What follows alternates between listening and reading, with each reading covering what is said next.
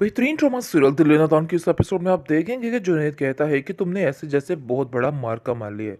ये सारा काम करके देखो, इस काम की माफ़ी तुम्हें मिल नहीं सकती है। ये बात तुम अपने जहन में बिठा के रख लेना। जिसको सुनकर वो कहती है कि मुझे तुम्हारी किसी भी बात का कोई खौफ नहीं है। मैं बिला झिझक और बिला ज़रत सबके सामने ये बात कहने को तैयार हूँ कि मैंने क्यों ये सब कुछ किया। और देख लेना कि एक दिन खुद ज़ावियार आकर ये बात कहेगा और उसे उस चीज़ का पछतावा होगा जिसने किया था। जो आगे से आप देखेंगे कि वो तानिया को कहता है कि तुम्हारी गलतफहमी है, तुम क्या समझ रही हो कि ये सब कुछ करने से जाफर तुम्हारे हाथ आ जाएगा। ऐसा नहीं होने वाला है, तुम्हारा काम कभी नहीं होने वाला, ये बात तो तय है। जिसको सुनकर वो कहती है कि तुम मेरे साथ जो जंग लगाकर बैठे हो, इस जंग को मैं मिटाकर ही रहूंगी और तुम्हें बताकर रहूंगी कि तुम गलत थे। वह आप देखेंगे कि दूसरी तरफ उसका कोई हाल नहीं है आपका, वो तो किसी की यानी कि तरह की भी नहीं रही। जो ज़िंदगी उसकी पहले की तरह जेरन थी उससे बदतर हो चुकी है उस घर में। और ये सब कुछ देख देख कर दादी बहुत परेशान हो चुकी है और कहती है कि तुम्हें मेरी वजह से कितनी ज़्यादा ज़िल्लत उठानी पड़ती, काश मैं तुम्हारा रिश्ता वहाँ ना करती। मुझे क्या पता था कि लोगों के चेहरों पर इतने इतने नकाब ओढ़े होते हैं, मुझे तो कुछ समझ ही नहीं थी। जिस पर आप देखेंगे कि उसको कहती है कि नयाब कहती है अपनी दादी को कि दादी, ये एक किस्मत का खेल है, इसके अलावा कुछ भी नहीं है। आपकी इसमें कोई भी गलती नहीं है, आपका इसमें कोई भी कसूर नहीं है। आप बिला वजह परेशान हो रही हैं, अपने आप को क्यों इस तरह से हल्कान कर रही हैं। देखिए, अपने आप को इस तरह से मत कीजिए। ये सारा कुछ उन लोगों का किया धरा है और अब उन लोगों को इस बात का हिसाब किताब चुकाना होगा। बस ये बात तो तय है। इसलिए आप देखेंगे कि वो कहती है कि परेशान मत हो, सब कुछ ठीक होने वाला और बहुत जल्द सब कुछ बेहतर हो जाएगा। नहीं, आप तुम्हें अपना घर ज़रूर मिलेगा, तुम जावियार आकर खुद तुमसे इस बात की माफ़ी मांगेगा। ऐसा नहीं हो सकता है, तुम्हारे जैसी बच्ची के साथ इतना बुरा सलूक कभी भी नहीं होगा, ये बात तो तय है। देख लेना, ये मेरे मुंह के अल्फाज हैं कि तुम्हारे पास ज़रूर जावियार आएगा और आकर माफ़ी बेचारी मांगेगा। थक हार कर सोचती है कि क्यों ना अपनी दादी के पास चली जाए ताकि उसको थोड़ा सुकून हो जाए। लेकिन कहीं न कहीं वो जानती है कि उसकी भाभी उसके साथ कैसा सलूक करेगी। वो सिर्फ़ दौलत की पुजारन थी जिसकी वजह से वो खुश थी, वरना अब उसको एक पल के लिए भी वहाँ नहीं रहने देगी। जैसे ही वो बेचारी जाती है घर पे और जाकर देखती है कि उसकी भाभी उसको ऐसे पड़ जाती है, ऐसे चील कौवे पड़ जाते हैं और वो कहती है कि तुम्हें शर्म नहीं आती? किस मुँह से तुम इधर आई हो? आखिर क्या चाहती हो? तुम्हारी वजह से इस घर में कितने दंगे फ़साद हो चुके हैं और क्या-क्या ज़लालत हो चुकी है। अब मज़ीद इस तरह की कोई भी बात हम लोग बर्दाश्त नहीं कर सकते।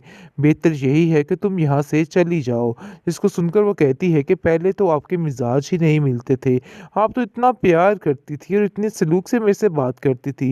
लेकिन अचानक ऐसा क्या हो गया कि आपके रवैये बदल चुके हैं? इस पर वो कहती है कि अचानक ऐसा ये हुआ है कि तुम्हारी हरकतें बदल चुकी हैं, इसलिए जो कुछ होना था सो हो गया। अब इस घर में दाखिल मत होना, तुम्हारा इधर कोई भी जगह नहीं है। जिसको सुनकर वो कहती है कि आखिर कितनी आसानी से आप कैसे ये सब कुछ कह सकती हैं? देखिए, ऐसा नहीं हो सकता और ना ही मैं यहाँ से जा सकती हूँ। उसकी दादी को उसकी बात पर पूरा यकीन है, लेकिन वो बेचारी बिल्कुल खामोश रहती है और कहती है कि बस कर दो ये तमाशे, आखिर कब तक ये तमाशे करते रहोगे? लेकिन आप देखेंगे कि दादी बेचारी की बात कोई भी नहीं सुनता है, बल्कि दिक्के मारकर नयाब को वहाँ से बाहर निकालने की प्लानिंग शुरू हो जाती है। इस पर दादी की तबीयत भी काफ़ी ज़्यादा ख़राब होने लग जाती है और बेचारी के पास कुछ भी नहीं रह जाता है। ऐसा लगता है कि नायाब को कि वो बिल्कुल अकेली रह चुकी है। हर कोई हर तरफ से उसको ठुकराता जाता है और वो बेचारी अकेली ही हर चीज़ का मुकाबला करती रहती है। दूसरी तरफ ज़ावियार भी अपनी ज़िंदगी में खुश नज़र आ रहा है और उसको ऐसा लग रहा है कि जैसे सब कुछ ठीक हो गया है जिस दिन के नायाब उसकी ज़िंदगी से निकल चुकी है। बेहतरीन ड्रामा सीरियल दिल ना दान के इस एपिसोड में आप देखेंगे कि अब जाकर समझ आ चुकी है बेचारी नायाब को कि उसको किसी का साथ नहीं मांगना चाहिए। जिस पर वो जुनैद से साफ साफ कहती है कि आपने आज तक मेरे लिए बहुत कुछ किया है, बेशक एक भाइयों से बढ़कर किया है, लेकिन मज़ीद मैं आपकी ज़िंदगी को इस तरह से बर्बाद नहीं कर सकती। मैं जाऊंगी और जाकर जावियार से दो टोक बात करूंगी और इसको बताऊंगी कि आखिर असल हकीकत क्या थी और ये सारा कुछ मैं बात शेयर करूंगी और हैदर को भी वापस वापस लेके आऊँगी।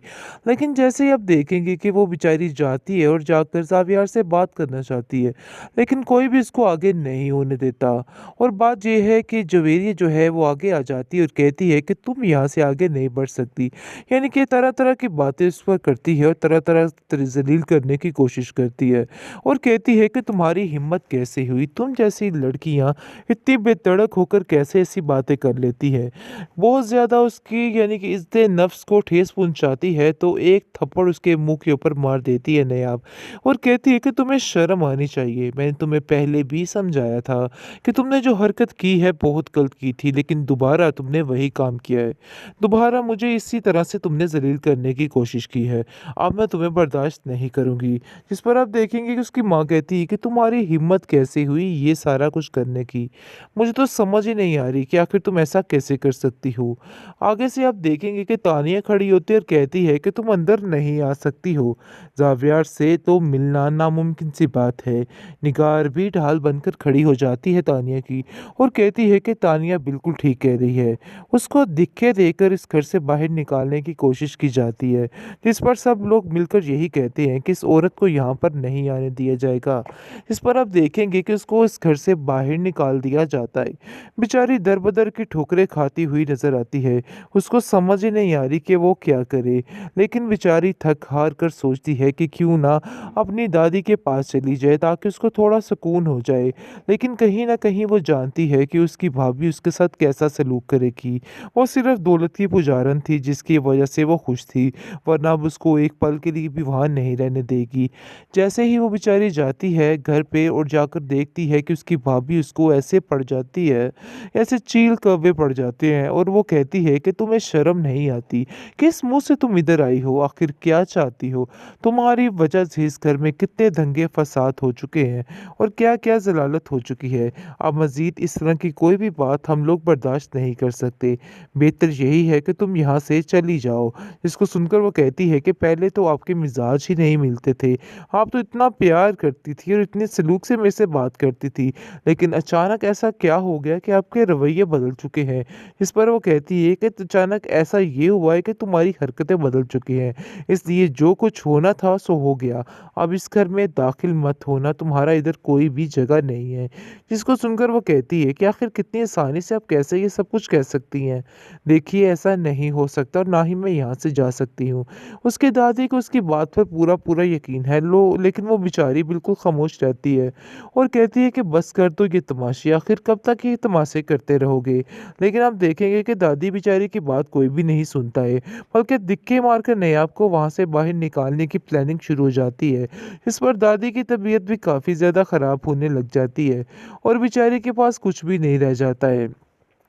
ऐसा लगता है कि नायाब को कि वो बिल्कुल अकेली रह चुकी है। हर कोई हर तरफ से उसको ठुकराता जाता है और वो बेचारी अकेली ही हर चीज़ का मुकाबला करती रहती है।